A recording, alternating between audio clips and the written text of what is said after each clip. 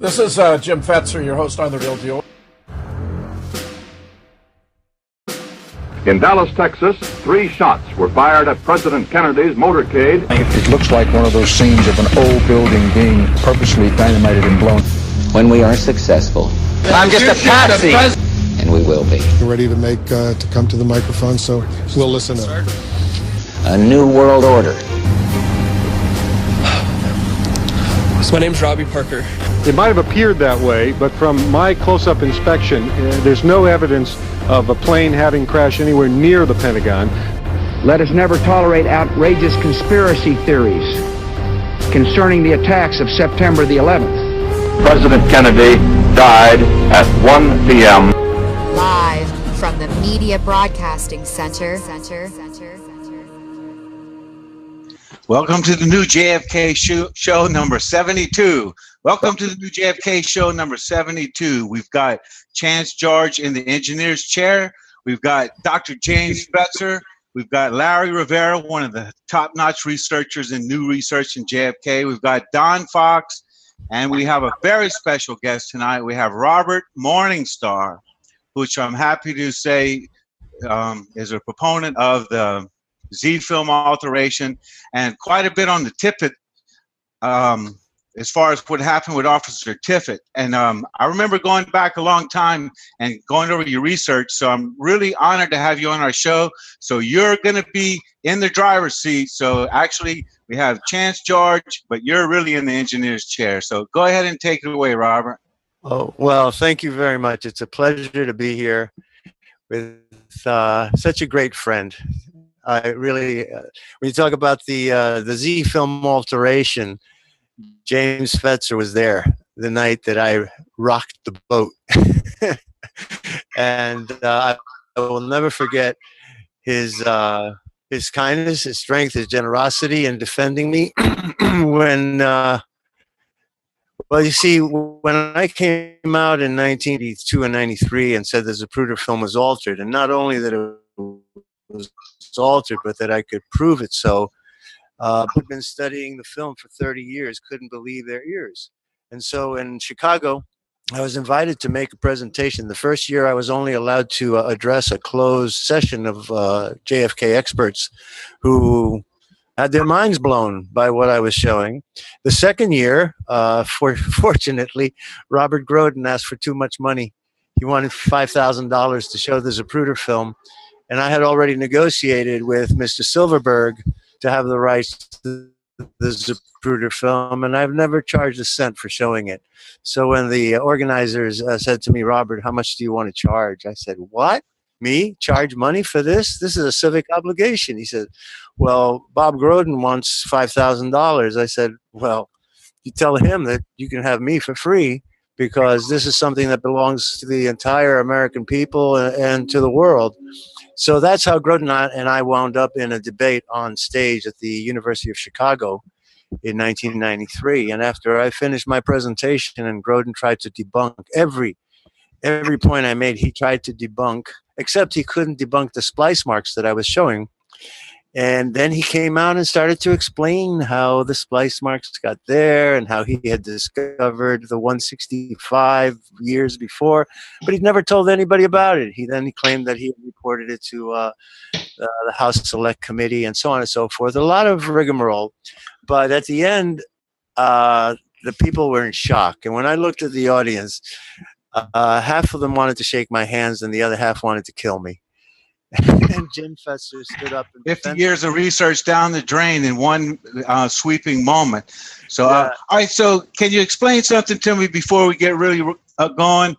All right, there is so much overwhelming evidence that the Z film has been altered. Now, we've got quite a bit of resistance within the JFK research community.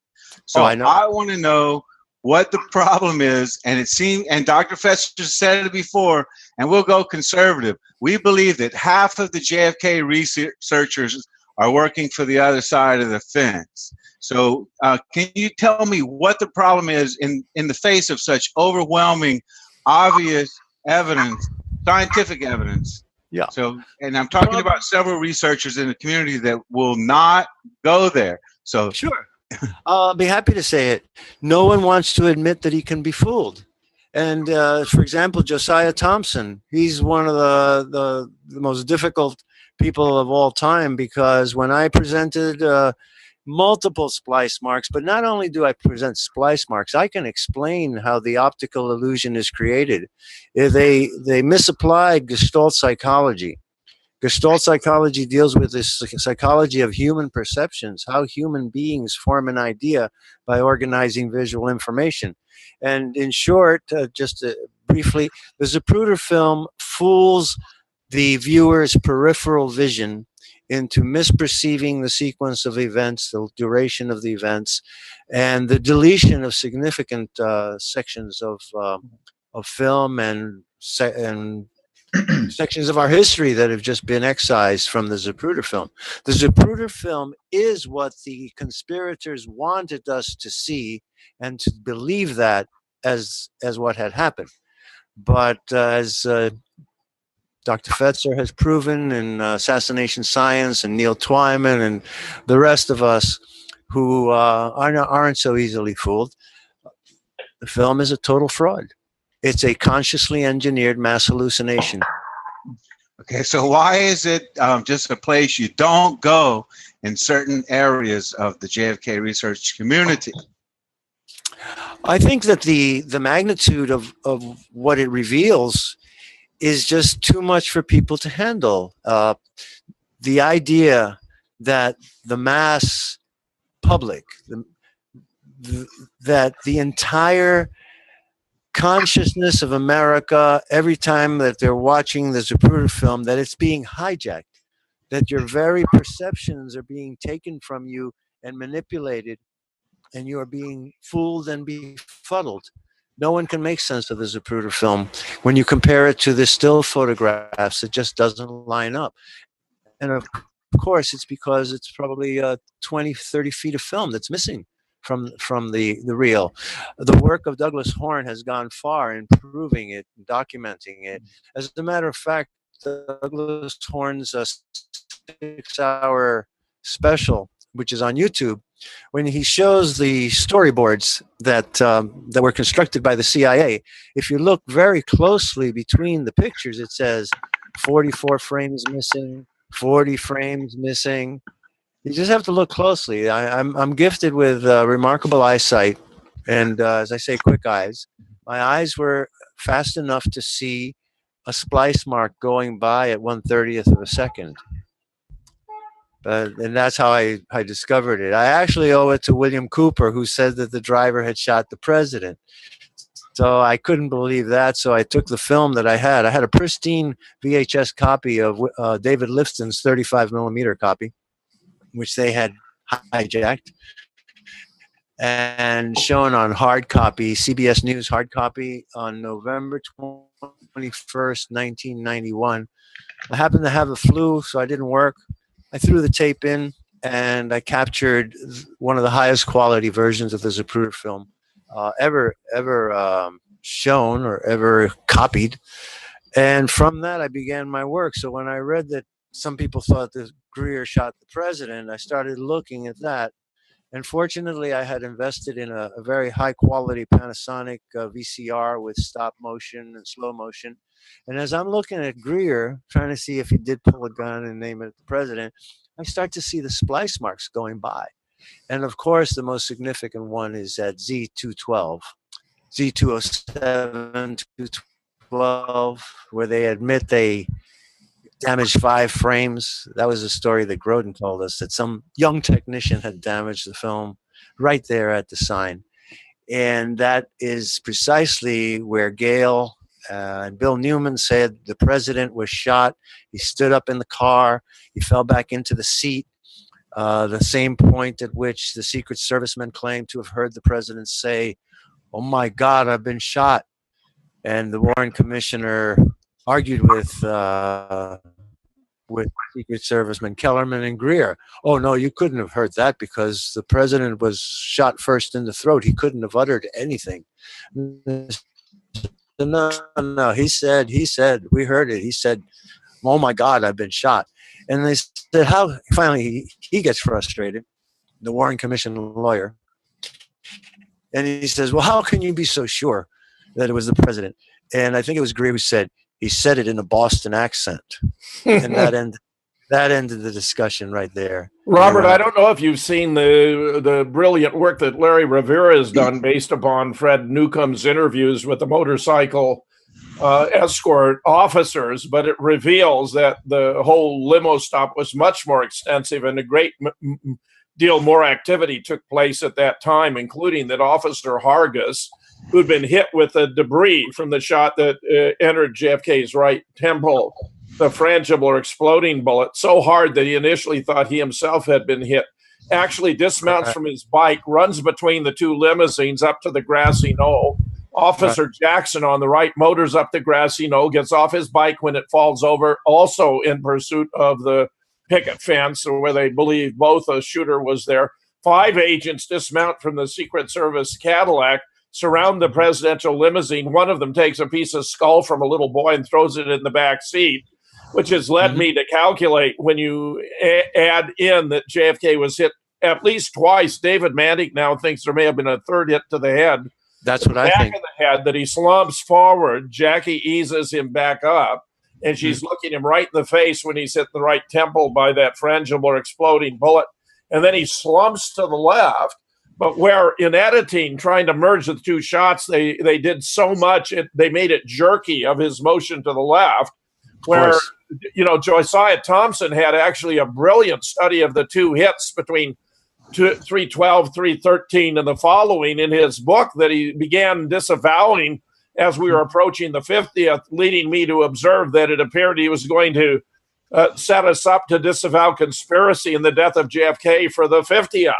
And he even began doing a series of interviews. I think there were going to be 60 of them altogether. He began with the Umbrella Man, explaining that things that may look sinister can have an innocuous explanation. I raked him over the coals for that, publishing an article entitled JFK, the CIA, and the New York.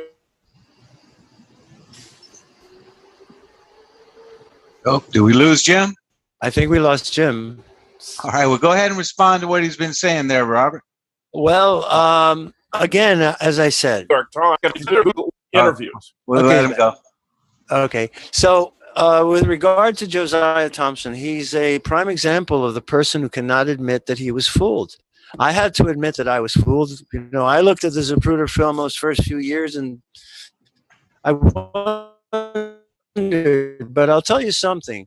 The very first time that I saw the Zapruder film on CBS, when they cut it just before the headshot, that created a very disturbing sensation in the pit of my stomach the first time I saw it, because it made me believe that I had blinked at a very critical point, at the point where the car passes by the sign.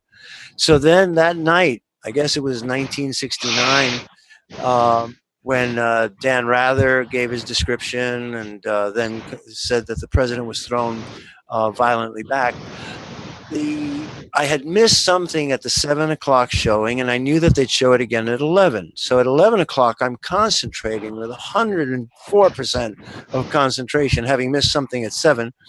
And at precisely the same moment, I blinked again. And when that happened, the second blink, with all my power of concentration, all my self-control, concentrating completely on this, the shock that I could blink at exactly the same point in the film twice, 4 hours apart. Yeah, what Dan Rather reported after viewing the film on Saturday was that JFK had fallen forward, Robert, and it was then when the film was finally released, when Robert Groden got it onto Geraldo's show in 1975. The public was astonished and believed that Dan Rather had lied about it when they saw the violent back and to the left. But I think Rather was referring to the initial slumping forward from the shot that hit him in the back of the head, which occurred first. I sent you a very interesting link to the program that I did with Jeff Renz. And in that, I included the 3 renditions of his viewing of the Zapruder film on Monday morning. And the most significant thing that no one really addresses is that Dan Rather actually physically describes the president having been hit and slumping. And he describes Governor Connolly reaching back with his arm like this, as if to help him. at which point Connolly is shot. And he describes that very explicitly in a very slow motion like this in the first rendition. And by the time he does the second and third on the same day, they've already spoken to him and told him, you really can't do that. And he's kind of starting to contract it. Look at those three links. And that's the Monday, November 25th report that Dan Rather made, because he was allowed to see the film since CBS was negotiating against Time Life for property. My impression has been that Connolly tried to turn to the right and couldn't see what was happening, so he turned back to the left, and it was when he turned back to the left that he felt this doubling up in his chest from having been shot from behind, apparently from the book depository, but not the east side, but the west. But study Dan Rather's description, because that gesture, we don't see that at all. We don't see Governor Connolly doing this gesture, turning around with his arm to help the president back into his seat. So that's another section that's been cut out of the film. Mr. Newman said, and Mrs.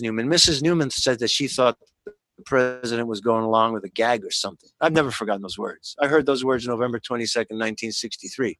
She said he put his hand to his head as if saying, as if I have a headache or something. Jackie Kennedy said he put his hand to his head as if he had a headache. And you don't see that gesture except in one very rare film, that for a brief moment you see this. Mm-hmm. So the film is totally done. It's an optical illusion. It was actually shot in slow motion. If you see the reason I know so much about the Zapruder film is I own the camera. As a matter of fact, I have it around here someplace. Maybe I'll pull it out after a break. It was a special camera, wasn't it? The best camera to have. The best Bell and Howell camera that you could get in that day. And it had 3 speeds. It had a single frame so that you could do animation. You pressed it down, it did click. And I did animation with it. Then there's the regular speed, 18 frames per second. And then there was 24 frames per second. If you squeezed it really hard, that thing would run off the entire spool, because the film was on a cartridge in spools, and you could take the cartridge out and just, and there were 50 feet of film gone.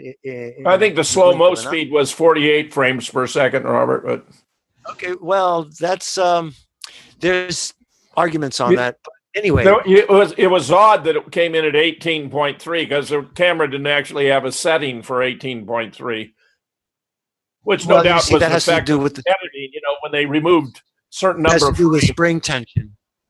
True, it has to do with the tension of the spring, too. However, regardless, the reason I quote 24 is because the Warren Commission book that I read said 24. I agree with you, 48 frames per second. No, that's a slow-mo. Yeah, the standard would have been 24, but, so the 18 point... No, not in 8mm film. 8mm film was 18 frames per second, and then 24 was actually the slow motion. But let me just say this, regardless of that number, Zapruder was telling the Warren Commission, I shot this in slow motion. And when they realized that, they really changed the subject very quickly. But you see, Zapruder owned the camera. Zapruder bought the film. Zapruder put it in the camera, and he shot the movie. So who knows what he was shooting? Robert, we've lost your voice. We've lost your voice. Yeah. Try to speak up a little bit or more into the mic if you can. Okay, I'm right here on the mic. Good. Robert, we don't want to miss this opportunity to review your work on Tippit. Here we have, the first slide shows the famous photograph of Lyndon Johnson being sworn in, which was, of course, completely unnecessary. And many of us believe this was the occasion when the body was taken out of the bronze ceremonial casket, put in a body bag in a compartment at the back of the plane. So when they landed at Andrews Air Force Base, they unloaded the ceremonial casket in front of the public, but the body was actually being offloaded on the other side and flown by helicopter to Walter Reed. The next photograph is the only one for which the negative is missing in the Johnson Library. The wink by Congressman Thomas to Lyndon indicating, he'd pulled it off. I thought that was Albert Brooks, but the wink is there, and the smile is on Lyndon Johnson's face, and the smirking smile is on Mrs. Lyndon Johnson. What's she got to be so happy about? Yeah, but not on Jackie. The president's just been murdered. Yeah. I want to see real grief. Take a look at Jackie's face right there. Well, I think that she's torn. I think that she's in shock. Real grief. Yeah. And in fact, Lady Bird is torn up. Say this about the airport. The trip to the airport, the bodies. People are always wondering, how could they pull this off? How could they get the body from Parkland? Well, remember this. The Secret Service hijacked the ambulance with the president's body in the casket that they stole from Earl Rose, who really was the rightful possessor of the body at that point in the morgue. They raced off to the airport. They loaded up the Britannia casket. And then they had to wait for this inauguration, which was uncalled for, unnecessary, but part of the ruse and the ploy. During that period of time, Vernon O'Neill and what is his assistant? He and an assistant got in a second ambulance, and they went to Love Field to recover the second ambulance. And that's when I believe they transported Tippit's body. A Lieutenant Butcher of the Dallas Police Department escorted Vernon O'Neill and what is that other fellow's name? You know, Aubrey Reich. Aubrey Reich. Aubrey Reich rode out to the airport. He was an ambulance driver, yes. Right. Aubrey Reich rode out to the airport with Vernon O'Neill and Lieutenant Butcher, and they got onto the tarmac and they drove right up to Air Force One where the other ambulance was, and it's my belief that that's when the body swap was conducted. Another point I like to make. People have argued with me for years. Oh, it's impossible for Tippit to have. I say Tippit was in Dealey Plaza because I believe I saw a film of him interviewed by CBS. I have an amazing memory, and this event is branded. It's burned into my consciousness, and I know that on November 22nd, 1963. Twice that afternoon at about 2:30 in the afternoon and about 4:30 or 5 in the afternoon, they ran an interview with a policeman on the grassy knoll. And the policeman was carrying a shotgun, and he claimed to have run into Secret Service men, and he claimed that he should have been suspicious because when he stopped the Secret Service man, he showed him IDs, but he noticed that his hands and fingernails were greasy and gritty, more like a car mechanic than a Secret Service guy. He said, I should, and I believe that was Tippit. Now, when you see the CBS coverage of that day on YouTube, it says full edition. It's not full. The interview with the cop is missing, and there was another scene where several men are shown running down the hill from the grassy knoll and jumping onto cars. One of them is a limousine. And at first, CBS itself was suspicious, and they claimed this suspicious men running off the grassy knoll, and they showed it several times. Later on in the afternoon, they came on and said, oh, well, these men have been identified, and they were members of Army intelligence. Well, Robert, it's very interesting. You're suggesting it was a body switch already at Love. I would have assumed that if Tippit's body was transported back to Washington, to Walter Reed, or to Bethesda, that it would have been in Air Force Two, and then it would have been taken there. I didn't mean to say the swap happened there. I didn't mean to see the swap happen there. I mean, that's how the body got to the airport, and then both bodies went to Washington, and as what you call Air Force Two.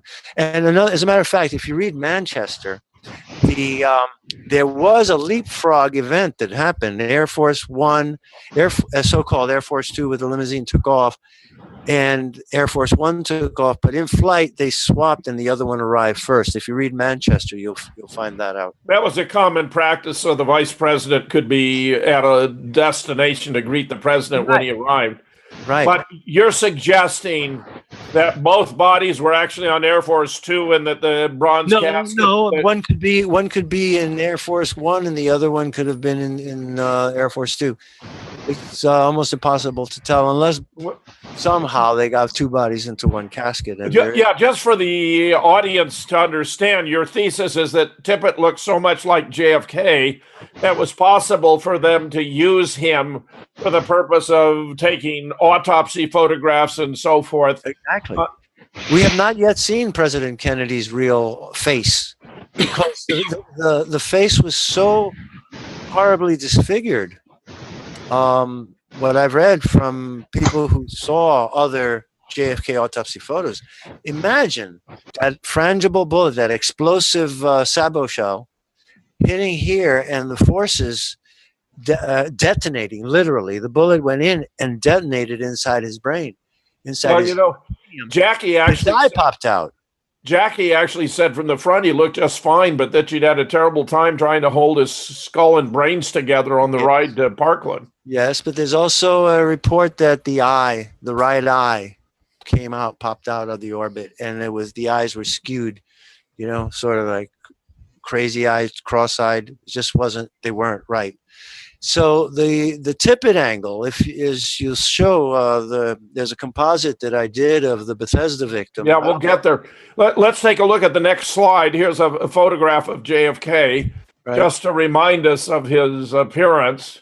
Okay. And yeah, it's a pretty good photograph. Notice his nose. His nose is broader than Tippit's. His nose is straight. It has no flaws. Tippit's had 2 dents in it. You might say it's probably from a broken nose he suffered sometime during his life.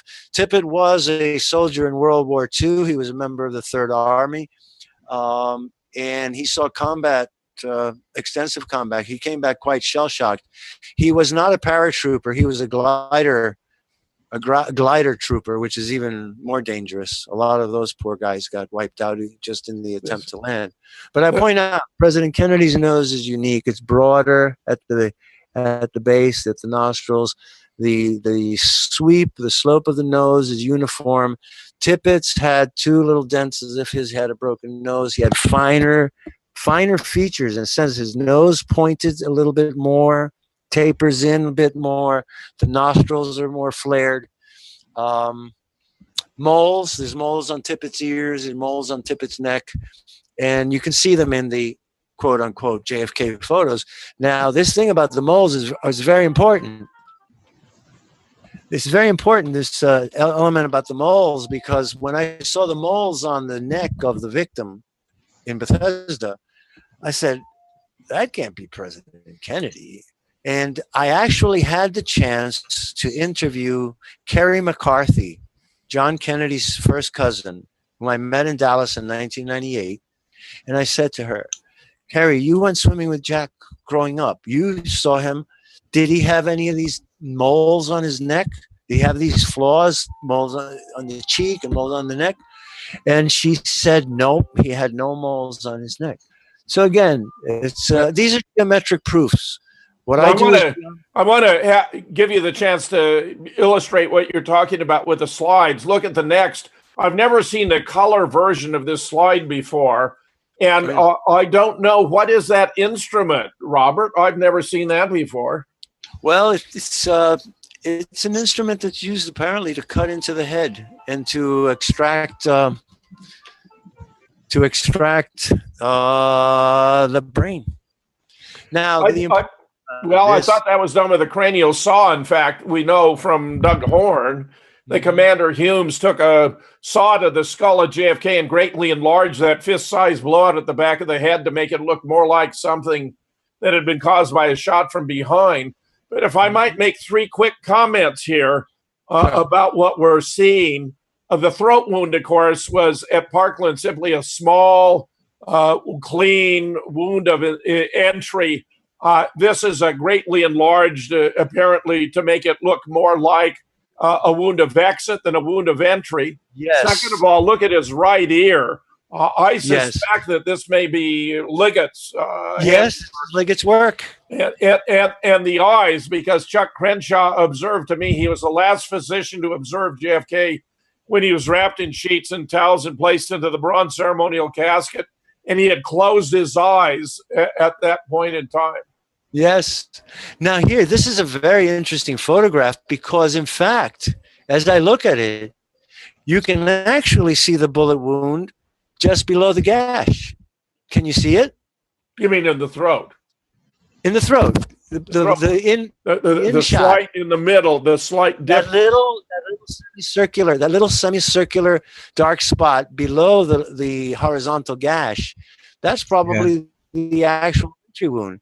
Now, Dr. Crenshaw, whom I met twice, once in Chicago and again in Dallas, he said to me, Robert, and he did this. He said, "See my pinky? That bullet was no bigger than my pinky, and the hole was no bigger than that." In the throat, work of Dr. Penn is an artist. What you see in this photograph is the work of a butcher. Those were Dr. Crenshaw's words to me. Well, you see, now Humes called Bob Livingston, who was a scientific director of two of the institutes of National Institutes of Health, whose offices were across the street from Bethesda Naval Hospital, after Bob had called him to explain about the report of the clean wound to the throat, which he told Humes was a wound of entry, which he knew from his experience as in charge of emergency medical hospital for injured Okinawans and Japanese prisoners of war. So he told Humes they had to be very careful in dissecting the neck, because if there were any indications of wounds from behind, I mean, this sounds so ironic in retrospect, that there had to be at least two shooters and therefore a conspiracy. But Humes later called him and asked what would the throat wound look like if it had been a wound of exit instead of entry. And I believe he used what Bob Livingston told him to alter the throat to make it look like this. That may very well be. That is, and he is the most likely suspect, because after the bodies left Dallas, well, Dr. Rose didn't get a chance to work on the president's body. He was wrestling with the Secret Service over that. So it had to have happened after it got to Washington. Now, the other interesting thing about Humes is that when he took the brain out, he said it just popped out. You know, the brain is held inside inside the cranium by several membranes. And if anybody's ever done any anatomy and worked with specimens, in taking out a brain, you can't just take it out. This is a sheath. The pia mater and the dura mater, they encase it, and then that's attached like glue to the inside of the skull. But when Humes reached in, it just came out. And he said that. He was so surprised. He said it just popped out. Well, he actually knew. I suspect he was just feigning surprise. The next photograph, I think, is one of your most important, the next slide. So why don't you say a few remarks about this? Okay, here's where we get to the point about the nose. That is not President Kennedy's nose. As you can see, there's a ripple in it. And the tip of the nose, I wish you'd been here. I had a meeting with an FBI fellow in 1995, and I started to talk to him about the JFK assassination, and he was very skeptical. And he said, "Oh, yeah, prove it." So I pulled out this picture, and you know, those fellows are really well trained. And he just looked at it, and a shudder went through his body. And then he said, "Okay, let's continue with your complaint." He just didn't want to discuss it anymore because it's plain, it's obvious. By the way, if you look at the sideburn of the victim at Bethesda, that's what I call that fellow, the Bethesda victim. That is not the sideburn that President Kennedy wore that morning in Dallas. Look at the ear. You'll see a black mole on the ear there. As a matter of fact, it looks like two of them. And in Tippit, you can see it right there, just at the edge of the high part of the sideburn and the ear, where the sideburn would curve over. There's the mole. Chance, could you go back to the earlier photo of JFK so we could just look at the sideburn on him then? We would need the one. No, the earlier one there. Yeah, there. Yeah, but you know what? There are better ones. You have the photos that were taken that morning. Yeah. That morning go back, Chance. Thank you. Look. Yeah, look at that nose though on Kennedy. How perfect it is, and then You can tell Tippit was either, like you said, in the war or a street cop. He's probably been in fist fights because my buddy used to. He had That's that why same I type of say nose. Yeah. nose. Yes, I would point out again, the sweep of the nose is not John F. Kennedy. You know, I saw John F. Kennedy practically every day of my life from 1958 to 1963. You know, You mean on television? On television and film, any chance I got, and notice Tippit's chin, Robert. Talk about the chin, because it seems to me on the left we have a weak chin, on the right we have a strong chin. Well, on the left you have a corpse that's lying on his back. He's been shot in the brain. The muscles are all flaccid, and the weight of the jaw is sinking in. Plus, the skull has been the skull itself has been damaged, and so certain things, the whole skull changes a bit. However, let me point out to you this really mysterious thing about the alteration of the head wound and the devil's ear, as they call it. Look at Tippit's hairline. Tippit was basically looked like a fraternal twin of President Kennedy from the brow down. But that bald spot there, it's my belief that this receding hairline had to be covered up. And what they did is they literally scalped him and reflected the skin back to Liggett. Again, those of you who don't know, John Liggett apparently was the Michelangelo of morticians. He was an artist who could take really badly damaged faces and reconstruct them so that they could have an open casket. So apparently this is the work of John Liggett, and his wife gave quite which is the work of John Liggett? The Bethesda victim. I think. Well, I mean, the right ear, I believe, as we see in the one photograph, that I suspect that could be Liggett if that is indeed JFK. But let's go to the next, Robert, because you make great use of this following photograph, which this is generally regarded as a fake photograph. Well, it's fake. It's not President Kennedy. But if you study this photograph and you read the Tippit autopsy, you can see precisely what Earl Rose described in recovering the bullet from Tippit's brain, from Tippit's skull. He cut a parasagittal laceration. He probed. See, Tippit was hit here at the zygomatic process. This is the orbit of the eye, and there's a thin bone that comes here and joins to the temporal bone. It's called the zygomatic process. The assassin who killed Tippit, I call it a surgical assassination. He knew he had to put one bullet in his brain at a particular angle that would later be argued would be President Kennedy's brain. Dr. Humes, look at this brain. Okay, this brain was killed with one bullet through the brain. Robert, I wish I had my set of autopsy photographs for Tippit handy. They're in a box in my storage area. But I think that the shot to Tippit's right temple would be inconsistent with what we see here. Absolutely. This is what I'm saying. Now, if you read the autopsy, Earl Rose autopsy, he says that the bullet, the missile, that's his word, the missile entered the zygomatic process, struck the back of the skull, but did not exit. Tippit must have had a very strong, thick skull, because the gunshot was placed right here, and it was fired point blank, and the bullet hit here and did not come out. It cracked the skull and fell back in. And Earl Rose probed first to find the bullet, and then he did a parasagittal laceration. I think that's what you're seeing with the so-called devil's ear. Opened up a flap, then he cut in sideways, and he recovered the bullet. Now, here's the thing.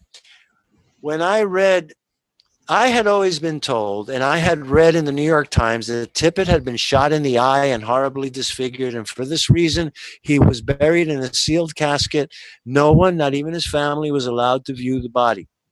He was dispatched very quickly. They changed the story. They say he was buried on Monday, but he was actually buried on Saturday. Again, I remember watching the films of the Tippit funeral, and that occurred on Saturday afternoon. And I said, boy, they really buried him fast. Now, in 1992, a friend of mine asked me how Tippit was shot, and I said that. I read in the New York Times that Tippit was shot in the eye, horribly disfigured, buried in a sealed casket, but let me make sure. And at that moment, right at arm's reach, I had Jim Bishop's book, The Day Kennedy Was Shot. I open the book, go to the index, see Tippit, Death of Tippit. I open it up, and then is when I learned that Tippit had been shot multiple times, but that the shot had entered his right temple and hit the back of his head. And at that moment, I had an epiphany. And I said to myself, this is unbelievable. How can anyone believe that Oswald took a rifle from the 6th floor and put a bullet here in President Kennedy's head that came out here, and 45 minutes later he kills a police officer on the street and puts the gun here and the bullet's here? This is it. I felt I have the answer. It was Tippit's brain. That's all I thought, because I had not yet discovered that Tippit bore such a close resemblance to President Kennedy that his friends on the Dallas Police Department used to rib him and call him Jack and JFK. And that came out at the Third Decade Conference in 1992, where, as I said, I was only allowed to address 200 of the world's top JFK researchers, including Robert Groden, and Lifton was there, and, you know, all the big wigs, Dr. Cyril Wecht. And by that time, I had discovered this thing about the brain. And so I raised my hand and I said, and Professor George Michael Levica was he was the master of ceremonies, thank God. And I said, listen, I am wondering why we have only seen in 30 years only one picture of Tippit, and it's the previous one that you showed among the Bethesda victims. I call the Tippit Elvis picture. And I said, that man is too young to be the man who died on November 22nd, because Tippit was 39 years old. And the man there looks like he's 26, 27. And so I said, I believe that Tippit's brain may have been used to fool the autopsist. And why haven't we seen one single other picture of Tippit in all of these years? So when I suggested that it was Tippit's brain that had been used, there was a burst of giggles and laughter, pretty nervous laughter, by the way, as often people will react when they're shocked. Well, at that moment, Professor George Michael Levica, University of Hartford, said, "Oh, wait a second, don't be so quick to laugh. I've been down to Dallas. I studied Tippit, and I found out that Tippit bore such a close resemblance to President Kennedy that his friends on the police department, Dallas PD, used to rib him and call him Jack and JFK." And that was when I feel, why? Am I right? Well, let's look at the next slide, Robert, which is one of your most important. Thank you. Okay, there we have three views of the same man, my friends. Now, let me tell you this. I'm very fortunate, as growing up in New York, having a world-class education, but I have met masters of many disciplines here. And in 1977, I had the privilege of studying with a Chinese master of Chinese physiognomy. He was a Chinese detective as well as a diagnostician. And he taught me how to read faces. And he taught me how to read 77 points on the face: the brow, the cheek, the nose, the chin, the relationships. These create geometries which are unique to every individual. No two people have the same geometry of the relationship of the brow to the cheek, to the nose, to the chin, the ears to the level of the brow, and so on and so forth. And then, of course, marks on the face, like Tippit's moles. And there you see the left side, you see the same fine profile. I will call his nose a very fine profile. You see the two small ridges on the nose. You see them also on the Bethesda victim on the right and the left. And there, if you look closely at Tippit in the center, there you'll see the same two ridges slightly in shadow. You see the buck teeth. Tippett's got his mouth closed in the center picture, but you can see the teeth jutting out beneath the lip. I want the others to have the opportunity to raise questions and pursue this, but I want us to look at the last 3 slides to make sure that we have it all here before us. The next is another photograph of JFK, just to remind us again of his appearance. Yes. And then we have from the autopsy, these are 2 of your autopsy photographs. And something that has concerned me, Robert, is, as we know, Earl Rose did the autopsy on Tippit. He was shot 3 times in the torso and then once in the right temple. One of the bullets hit his badge and, therefore was deflected. It hit a button. It hit a Oh, yeah, it was a brass button. You're right. Yeah, it was a button. Now, that's the gouge. Now, by the way, on this point, if you look at the overhead shot in Bethesda, there's the bodies laying down. You see the top of the head. You can see that gash across the midriff. That's what I'm saying, Robert, is he doesn't have an extended. When was the autopsy done here? See, I mean, it had to be done after Tippett's body had been taken to Bethesda. I agree. Now, here's the other. But the throat doesn't have the gash. That's right. And, it seems to me there are differences here that between what we're seeing here and what we would see had it been used for the purpose you ascribe. No, but let me say this. The people in Washington had not seen the body of the president in Dallas, but they knew he had a throat wound. And when the body arrived, Tippit, they had to give it a throat wound. See, Tippit wasn't shot in the throat. The president was.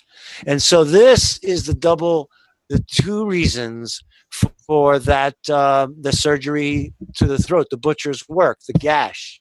Oh, you're saying this is a Tippit double here? No, that's Tippit. That is Tippit. Yeah. That's certainly my impression from Earl Rose. Of course, it's Tippit. Very thorough, systematic autopsy. Let's go to the last, which is your piece de resistance, which is the photograph. Tell us about this. Okay, so there was that one picture of Tippit that was available for the only one for 30 years, and then in the aftermath of the University of Chicago conference, and you and I starting to work together, and I have to thank Jim Fetzer, because it was Jim Fetzer who actually procured the autopsy photos in 1996 and shared them with me. But with regard to this photo, I had to look for years to find a front face shot of President Kennedy with the same or similar expression on his face.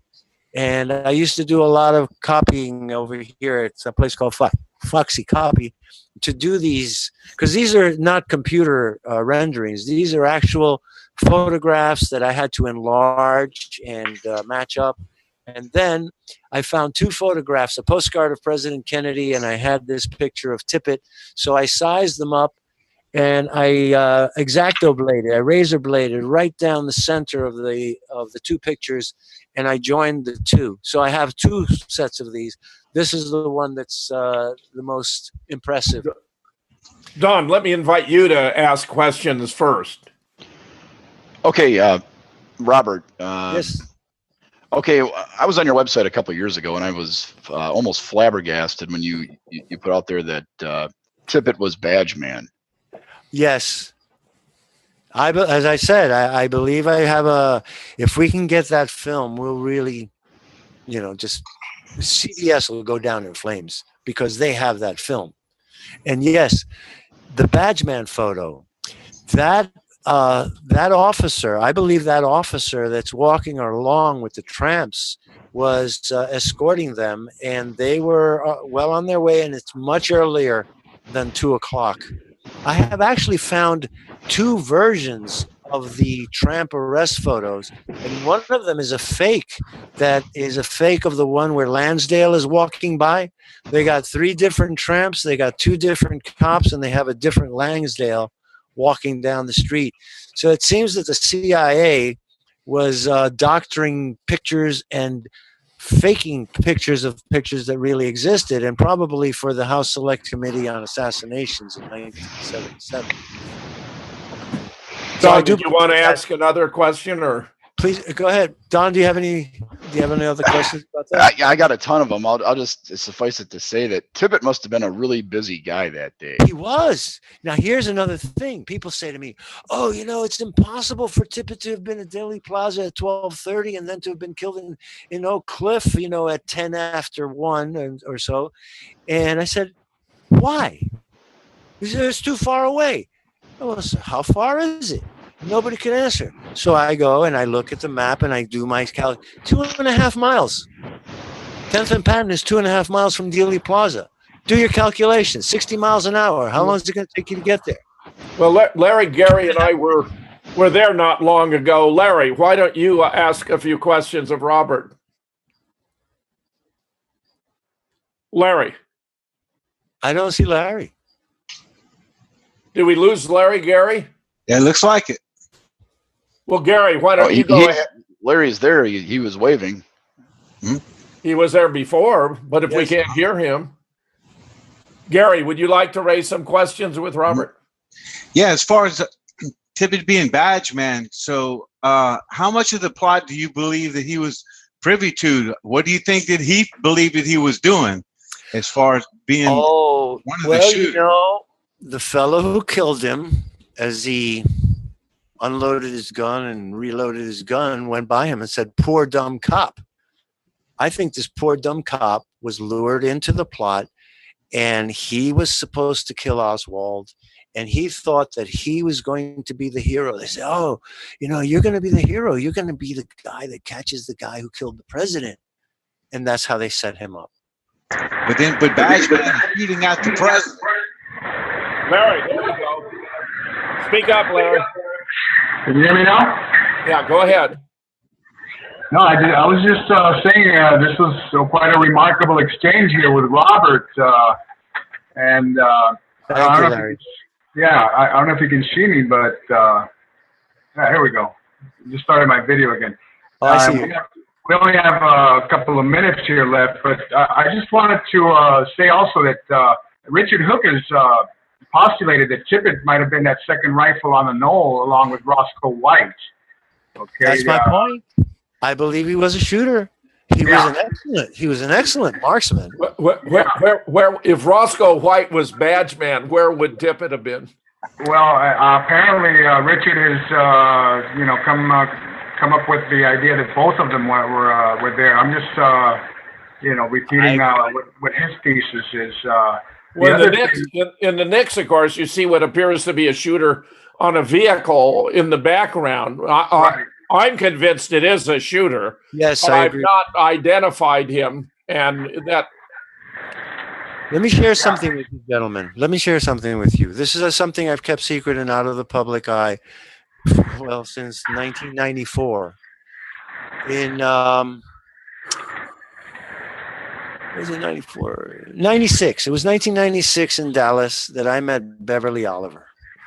And she sat with me and looked at my photographs, and I have the profile shots and the sideburns, and she's a makeup artist and used to do haircuts and things like that. And she said, "Look, these two are not the same men. Look at his haircut and look at his haircut. These are not the same people." I said, "I know that this one's Tippit." And she said, I said, I was in Dealey Plaza. I said, "Oh, I know you were." She says, "Do you know that I ran up to the grassy knoll?" I said, "Yeah, I know you ran up to the grassy knoll." And I said, "Let me show you one of these pictures, this picture of the tramps. Does this look like Tippit?" She said, "Yeah, it looks like Tippit." She said, "Let me tell you something. I was one of the first people to run up to the grassy knoll, and I saw Tippit there, along with Patrick Dean." Well, when you talk about the tramps, you would mean to be identifying Tippit with one of the police officers. Yes. He wasn't Charles Rogers. He wasn't Charles Harrelson. He wasn't Johnson Holt. Right. So he would have been one of the police officers if he was in any of those photographs. Yes, I believe he's one of the police officers. And she said to me, "I saw Tippit there. And since I knew him, and he was a policeman, and I thought everything was all right." But then she took me aside, and she said to me, "You have to study these men, these two others, Patrick Dean He was there. And she said, look up this man, Gene Stansel. Eugene or Gene Stansel. Now, Jim, in these years, the last 10 or 15 years, we've been flooded with new photographs. And in some of those photographs of the grassy knoll, taken a few minutes afterwards, there is a second policeman there, hidden in the dark.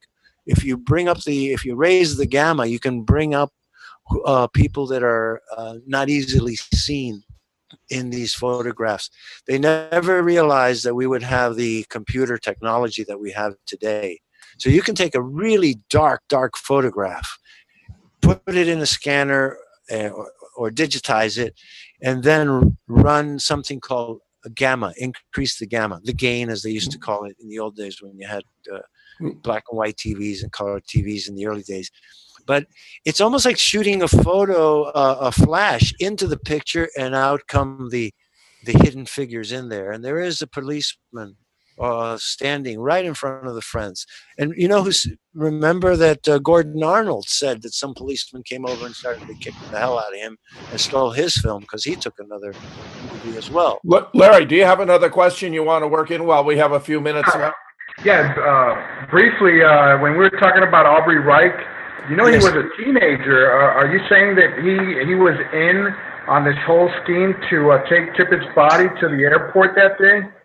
All I can tell you is that Aubrey Reich was involved in the transshipment of the bodies. And I know he was very young. He was 19 years old at the moment. Well, in best evidence, you'll get the information about Lieutenant Butcher escorting Aubrey Reich and Vernon O'Neill to go to the airport to retrieve the second ambulance that had been commandeered by the Secret Service. So Gary, I want you to have a chance to raise some questions too, my friend. Well, I guess I'd like to see if Don would like to bring up anything that we can close it out. And pretty much I want to let Robert make any additional points if he needs before we close out. We've got maybe 5 minutes left. Okay. Less than 5. Okay. So go ahead, Don. You hadn't asked me many questions.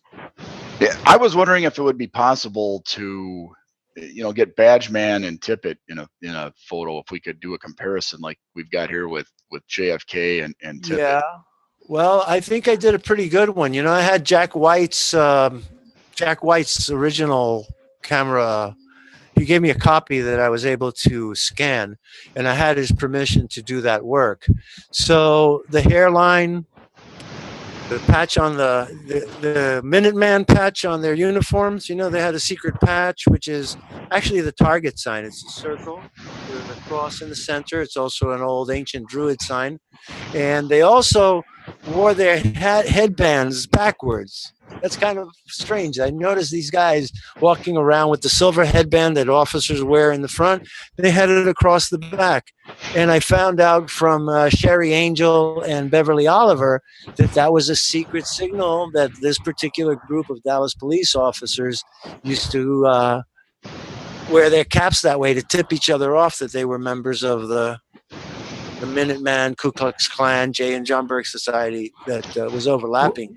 Robert, let me say, you've given us all a great deal to think about, to consider, to ponder. This is all worth further research. I want to thank you for being here. This is Jim Fetzer. Jim Fetzer, your host on The Real Deal, thanking my special guest for this hour, Robert Morningstar, for being here, and all of you for listening.